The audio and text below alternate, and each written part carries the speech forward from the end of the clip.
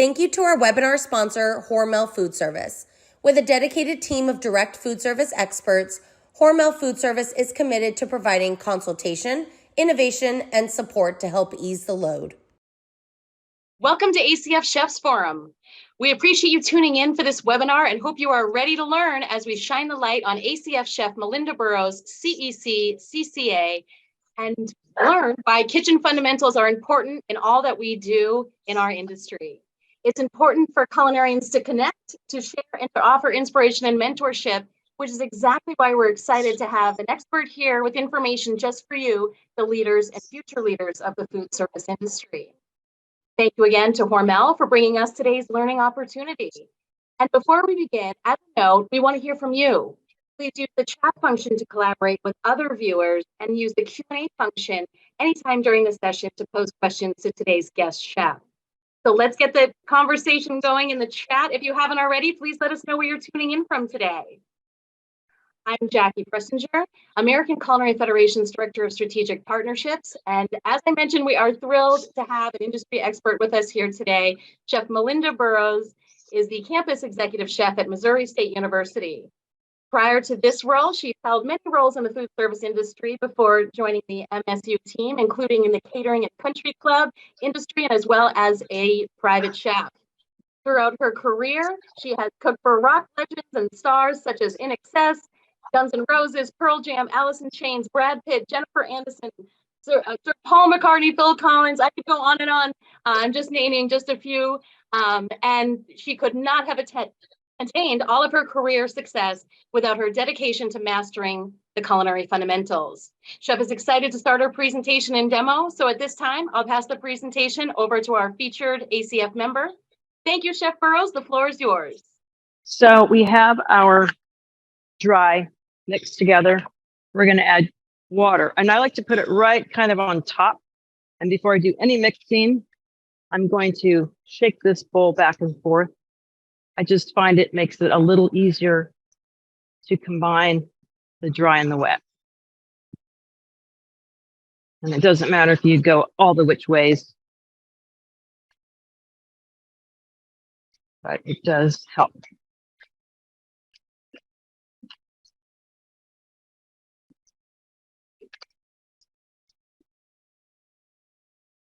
We're going to just combine, try to make this into a solid dough ball.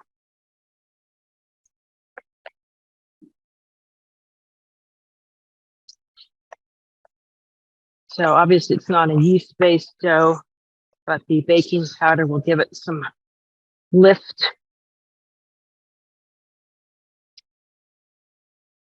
And I did do a metric conversion of my recipe, which I can send to anybody that might want that if you like to weigh your ingredients. Okay. So the next thing we do is we're going to knead this, and it's important that you do knead it for the 4 to 5 minutes that I have on the recipe to kind of activate the gluten.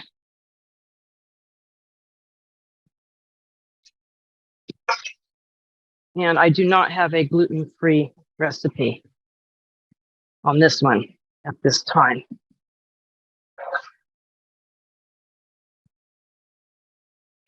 And my grandma was a very small person, but very mighty. And she worked very hard. And she would just knead this dough like wildfire. In her little kitchen in Corpus Christi. And her house smelled so wonderful. The next recipe I'm going to do is with the cumin or cominos and black pepper and garlic. And her cabinet smelled just like that. And that smell just reminds me of my grandma. Okay, so I won't do the whole 5 minutes, but basically you want a nice smooth dough when it's time. And I've prepared one ahead of time here. We're going to make some dough balls. And roll out a few tortillas. Let me make sure so this is a comal, and it's a cast iron, little flat kind of skillet. And that's what we're going to cook our tortillas on.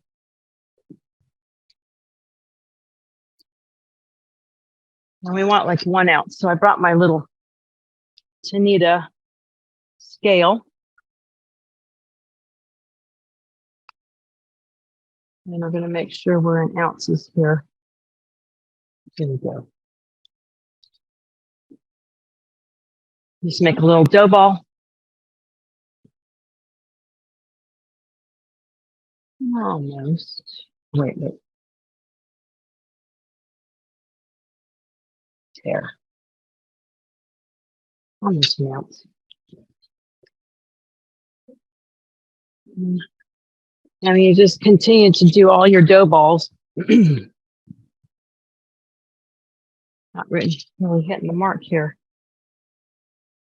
And Chef, for someone who may have tuned in right when we had that brief audio issue, would you be able to re-explain what you are demonstrating today for us? Oh, I sure can do that. I am demonstrating my grandma Sendahar's flour tortillas. This is a recipe that, well, she never measured anything. So at one point I went behind her and I measured her dashes and her pinches and things like that, and kind of figured out what that might be. So we are doing her tortillas today.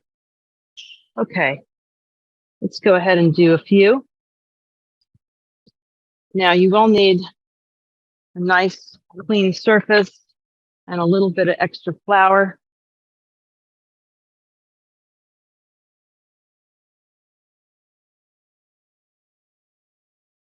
You can even kind of dip them in your extra flour that we have. Okay.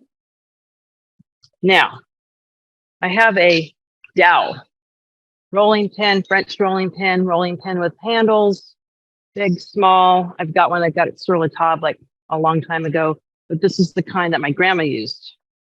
And just roll out your tortillas. Now you can go smaller for like a street taco size if you like, because we like them thin at our house. My husband Darren likes small, thin tortillas. And you can really just weigh everything out ahead of time and roll them out and then cook them as you go and put them in your tortilla warmer. Now, one thing I did find is I need to spray one side with water and then just throw it down. And you can see it smoking, I hope. And I hope that we don't set off the smoke alarm.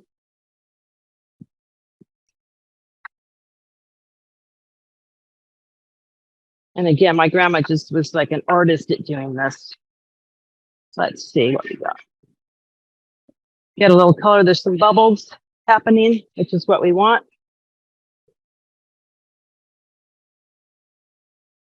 So kind of as one's cooking, you're rolling, give a flipperoo, and we'll finish that side.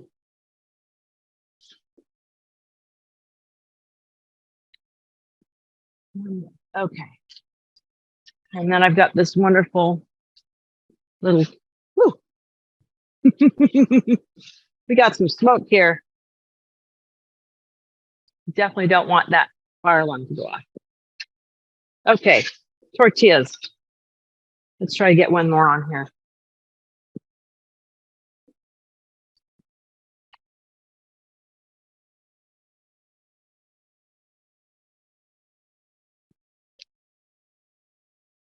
Making tortillas, I hope I've shown you that's really easy to do at home. And you can totally do this and never have to buy store-bought flour tortillas again. Okay.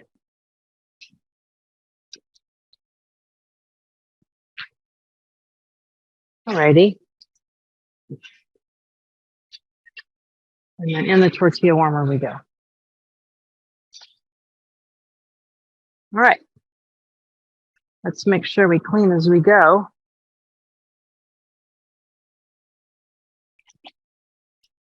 Okay, next we're going to do our carne guisada. And it's a meat dish.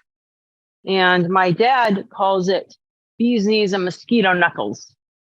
So when I was a kid, we would say, "What's for dinner?" My dad would say, "Bee's knees and mosquito knuckles." So we call it carne guisada. And that is basically, I want to show you the spices. Again, there's cumin seed, toasted cumin seeds, whole black peppercorns, whole fresh garlic that my mother-in-law, Edie, grew in our garden. And this is a molcajete. It's a mortar and pestle made of volcanic rock. And we put all those things in here, and we're going to make a paste by pressing the peppercorns, the seeds, and the garlic. Kind of count the garlic. Oops. I do like to jump out.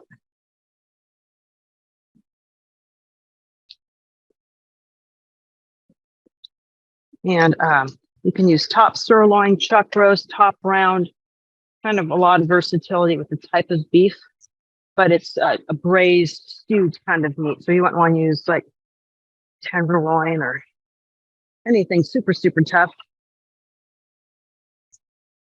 But if you could smell this, you would know what my grandma's kitchen smelled like.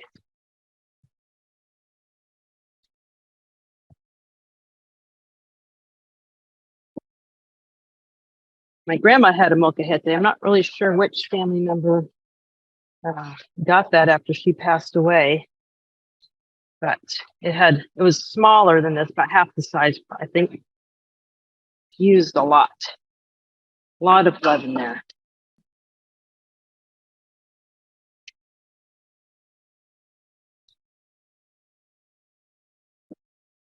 So we make a paste of these wonderful things. It's a good job for a kid if you've got a child that likes to cook with you.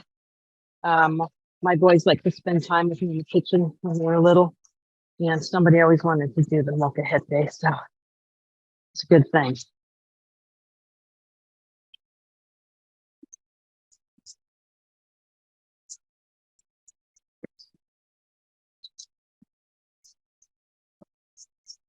I wonder if any of you have ever played with the molcajete before.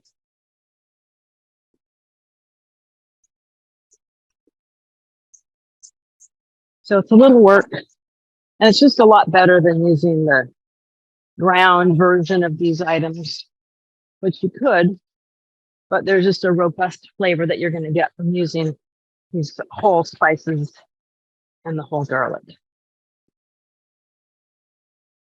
I'm just kind of keep eating it. Okay, we've got paste. Now, we're going to turn our fire on, and we're going to sear our meat. I'm using coconut oil again. I'm just kind of going with the coconut oil as the fat in my cooking today. Okay, the other things we have for this dish are going to be, let's get a fan maybe. Stewed tomatoes, bell pepper,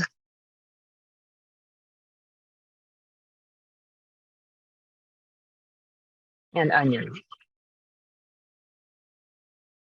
Well, Video, would you go grab that dish out of the kitchen for me, please? There we go. We are good to go. Chef just got that a little too hot, but you do need flame. Okay. Rounding the meat, searing the meat.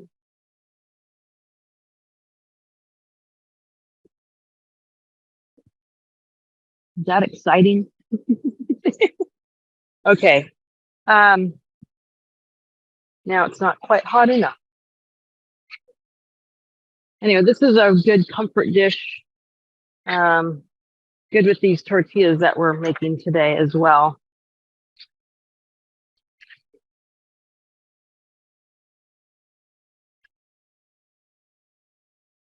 Now we're going to add our paste,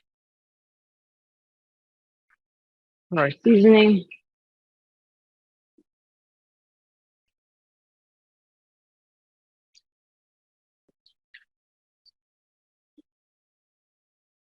Chef, I wish I could smell this through the screen. I wish you could too, Jackie. I'll have to make it for you sometime.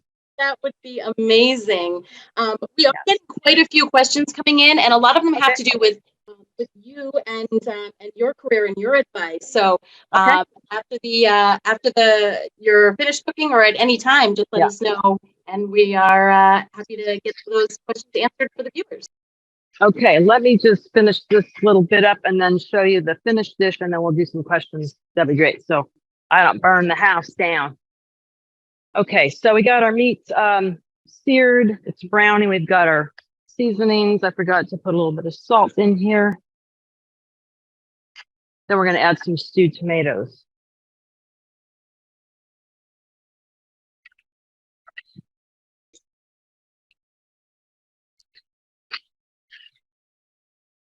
But it does really smell pretty good. Okay, so what's going to happen now is we're going to cover it. We're going to let it simmer, and then we will add in the peppers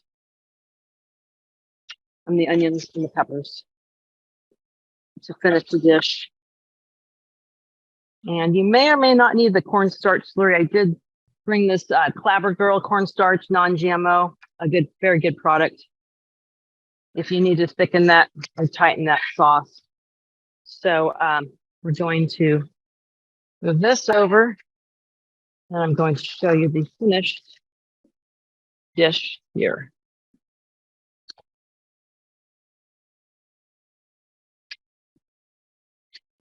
And of course, we would eat our wonderful tortillas and the carne guisada. Okay, great. Questions? Well, first of all, that looks fabulous, super delicious. Wish I was there for sure. Okay, so some of the questions that are coming in. First one is, how old were you when you started your career in the industry, and how have you been able to maintain your work and family balance throughout your career?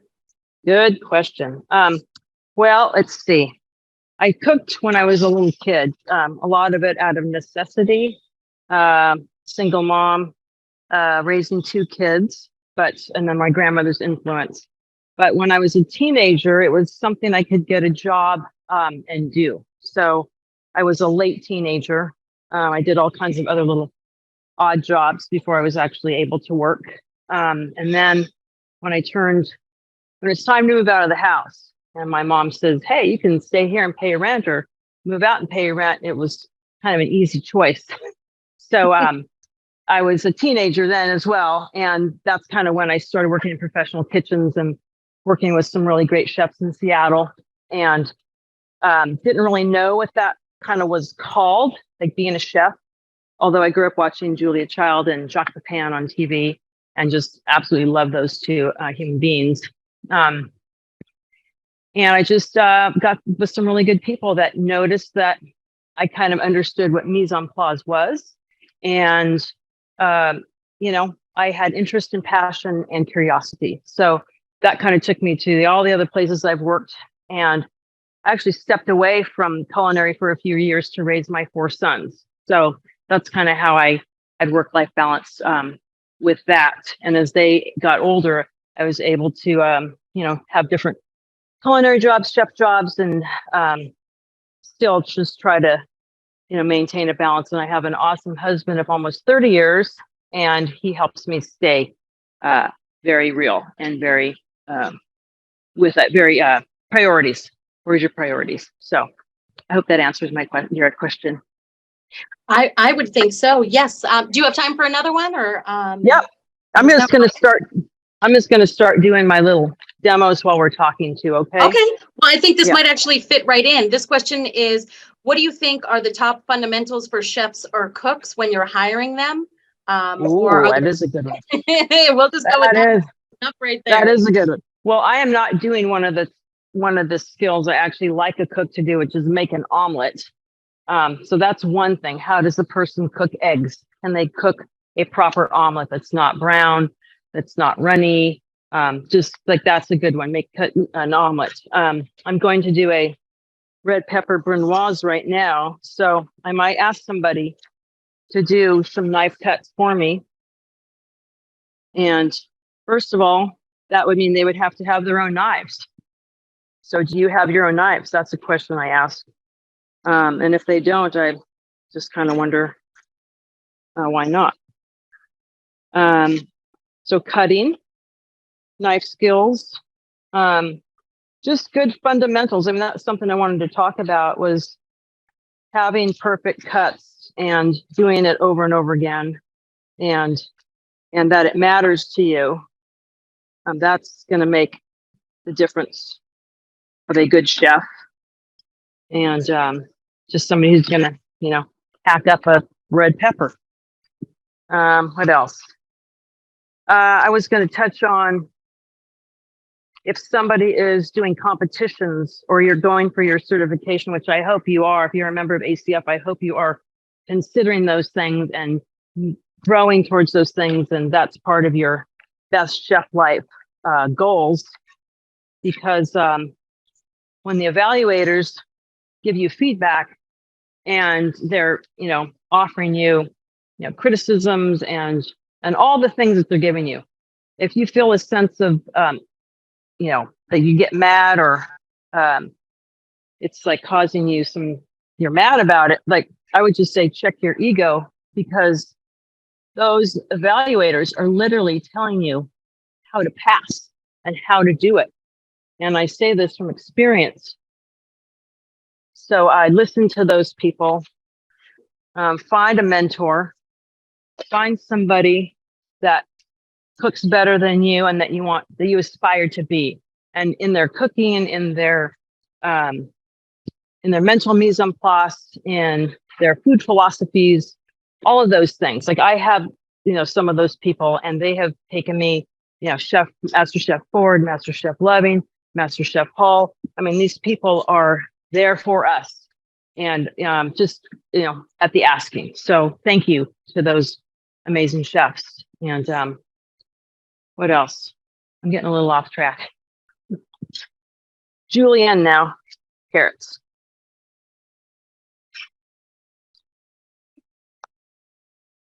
Because what I'm doing, these knife skills are part of certification. So you want to be proficient in them, and you want to be able to teach others as part of our culinary code too in ACF. And you'll notice I do have a cut glove on. There's this awesome company I work for, Chartwells. Thank you very much, Chartwells, for allowing me to do this today. We wear cut gloves in our kitchens here, and that's a safety preventive. And I'm cooking in front of my safety champion too right now. So.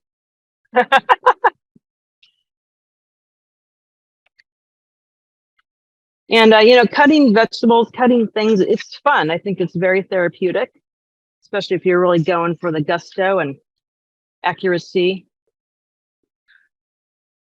Julianne, I was going to do, okay, so you saw me kind of cut that pepper. You can cut the cheeks off if you like. Cut off the bottoms, top and bottom, down the side. Open it up, take your knife, run it across. Remove all the pith and membranes. But what I didn't say with the red pepper was that you need to cut that inner flesh to pop the color.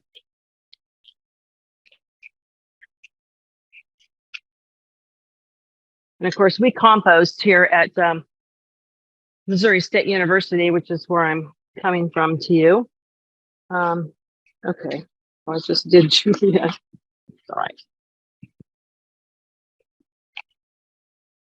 And we do some fun things at this university, and we thank you for your partnership today. Okay. Any other questions, Jackie? Yes, quite a few. Okay. One is, how do you clean your molcajete? Yeah. Water, rinse it out, let it air dry. Never soap, never anything. It's just, we rinse it out and let it air dry. Wonderful. Mhm. Someone else is wondering if there's anything that you see trending or up and coming in college food service. College food service. Well, really, sky is the limit, isn't it? There's some really cool stuff going on in campus services. Kids, of course, still love their comfort food and mac and cheese and, chicken tenders and stuff like that. But we have some really amazing stations here. We have a kitchen station in every res dining hall. We have 3 of those res dining halls.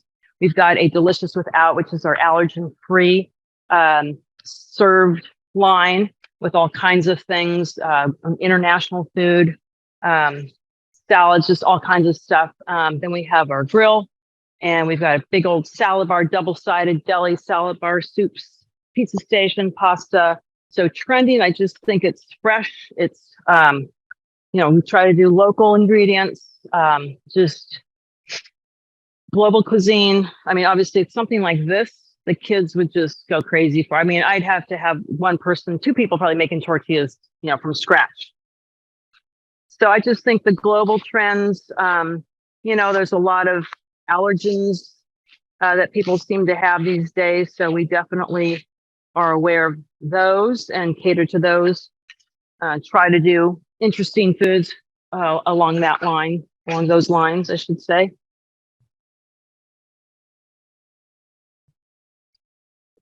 I mean, there's colleges that have food trucks and all kinds of things like that. We don't have one of those here yet anyway. Okay, the last one I'm going to demo is called a fluted mushroom. And I'm going to change my glove for this one. Is there another question I can answer? Yes, absolutely. Okay. A student has written in and they're wondering if or do you have a mentor and what advice that you might have for young women entering the food service? Oh, yes. Well, I do have a mentor. I consider Master Chef Gerald Ford my main mentor. And gosh, I just can't stress enough to, one, get involved with your local ACF chapter. So ours is, I am the vice president of the Springfield Branson ACF chapter, and Lou Rice is our president. Raymond Stupczynski is our secretary. Katie Baker is our treasurer, and Jason Poker is our chairman of the board. And we're a very, and Chef Pliska, sorry, he's our certification chair. He's an awesome chef. Get involved with your local chapter, partner up with somebody, with your board members, raise your hand, go to the meetings, get involved. And I just say persevere, do not give up, create your best chef life. And if you love cooking, there's lots of people that love cooking too, and get with those people. And you can be a total winner in this business and do what you love and find that you love doing things you never knew that you were good at. So, fluted mushrooms. Beautiful. I'll do one more. We're doing fundamentals now. Have you ever done a whole case of these, Jackie? I have not had the pleasure yet, but I've heard stories for sure. And I know it takes a lot of practice. Well, and Jacques Pepin actually does it the other way, which I don't know that way. Maybe somebody can send us a video link with that. But yeah, it's kind of a fun, very French. But I think you're absolutely right. Going through all of these fundamentals before you can get creative, before you can get into some of the leadership roles is a super important message for all professionals and students. And just controlling yourself, really, it's a big thing. Discipline and controlling yourself are 2 other really major things. Getting up early, going to bed early, exercising, eating well, following through with your commitments, and just don't hit the snooze alarm. Like when the alarm goes up, you can get up and get on with your day. Okay, where are we at? We are the next one. This is a little bit of a heady question, but someone is wondering what your culinary philosophy is. Culinary philosophy. Well, Well, just, start with excellent ingredients, because it's hard to make something good with garbage, really. Like it's only as good as your ingredients. So just in trying to, be conscientious of what's going in that dish, where did it come from, how is it grown, focusing on, local ingredients, supporting our farmers. Here in Missouri, here in the Springfield area where I work, we have a lot of local farmers, and just capitalizing and partnering with them to continue the food philosophy of just, hand harvested and hand picked and free range chickens and all these, wonderful grass fed, finished on grain beef kind of opportunities that we have here in Missouri and in our area. Good food. Yeah. Just eat good food. Put down the Great. Doritos. That leads into, I think, maybe one of the other questions too. For someone who has never been out to the Midwest, they're wondering what exactly are regional dishes of your area. Well, we have biscuits and gravy. We have spaghetti red. We have, what else do we have? Well, there's chicken and waffles here in Missouri. What else is Missouri? We're in the Ozarks, so just good country cooking. A lot of venison. Actually, I just made some venison shanks for Darren last week, with the deer that he took during hunting season. What else? Just excellent steaks, good beef, wonderful lettuce, tomatoes, lots of tomatoes. There's a lot of good tomatoes in Missouri. So, we have all the cuisines you would find on the coast. Here are versions of it, perhaps, but we get very good, microgreens and baby vegetables and all those kind of fun things that you might not expect in the Midwest. Very, very good. All right. And then another viewer has written in, they are wondering about, since you're showing a recipe of your grandmother, has your cultural heritage influenced your cooking? Yes. How does that shine through? Absolutely. So I am Mexican, both sides, mother and father, grandparents, great grandparents, and so on. So this kind of food to me, it's comfort food. Obviously this is my comal from my house. I've had this for a long time, my molcajete. It's, in campus services, kids love when we do, an authentic Mexican, whatever, taco bar, street tacos, fajitas, all those things. They love chips, salsas. So it definitely just does come out naturally, I suppose. And I love to share that cuisine with others. Wonderful. Well, I think that is all the questions that have come in so far. If anyone is waiting to ask their questions, certainly now is the time. Okay. But again, wish we were there smelling your amazing dish and there to be able to enjoy some of those fresh tortillas with you as well. Yeah. Guess I could make some more. And then I just saw what is a very important book to a lot of culinarians come forward. Yes. And some people might think, that it's obviously not a new book, but it's something that that chefs have as a resource. And since it's out, would you like to kind of explain how you use that in your culinary life?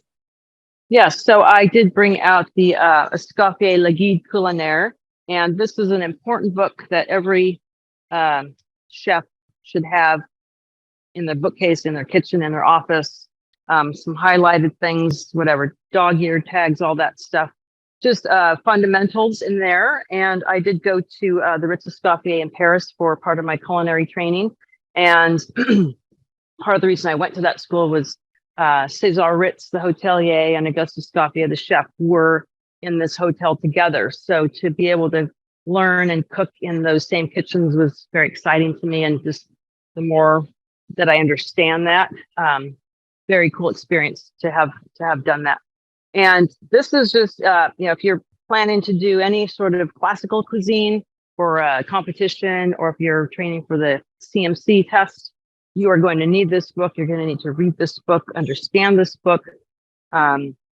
There's recipes and sub recipes, and it's just a very good textbook and it's a journey. This book is also a journey. So I brought it out because I thought it was important to, especially our ACF members, if you are serious about your career in cooking, I highly recommend that you have that book as part of your repertoire of reference.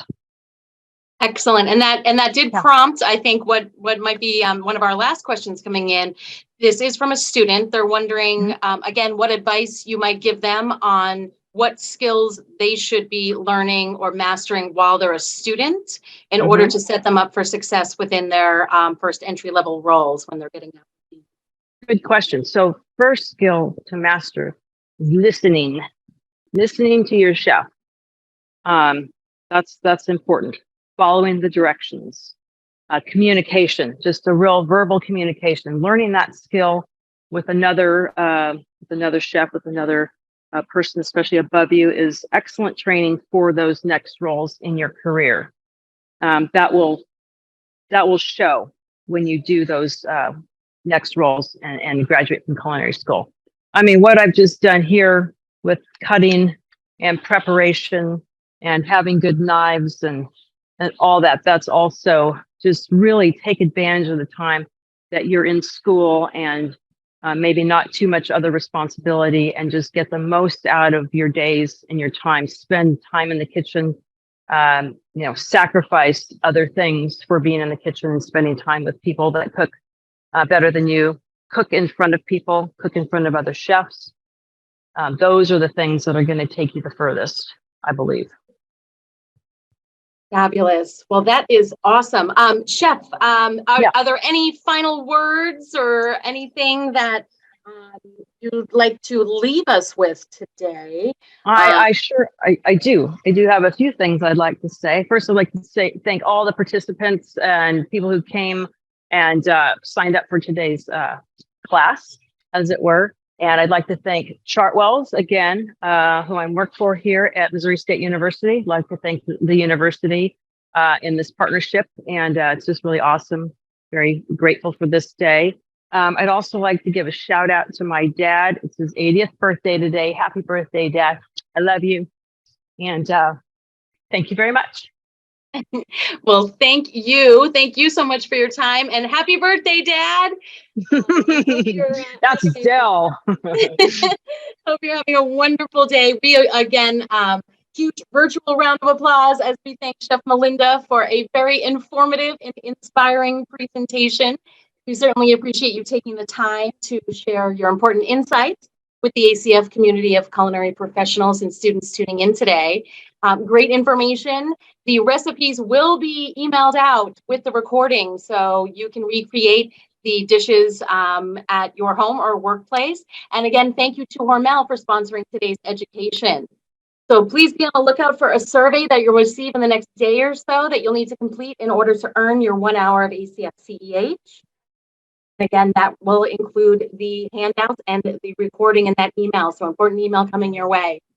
We hope that you'll also join us for our next webinar on June 1st to learn more about plant-forward appetizers with certified master chef Tim Bucci.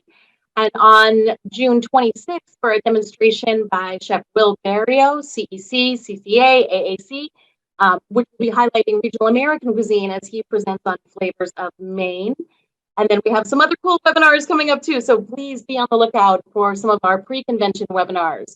And we look forward to seeing you live in person at ACF National Convention, July 16th to the 19th in New Orleans. We hope to see you there in the Big Easy or at one of our upcoming one-day ACF Mastercraft Summits, which will focus on topics for culinary educators, advanced culinary and pastry techniques, and culinary medicine and nutrition.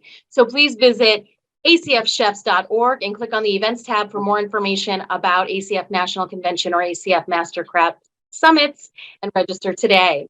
So again, on behalf of the ACF National Office, thank you again to Chef Burrows. Thank you again to Hormel. Thank you for bringing us this awesome learning opportunity and a peek inside your kitchen. We thank everyone for joining us today, and we hope you all have a great day. Thank you.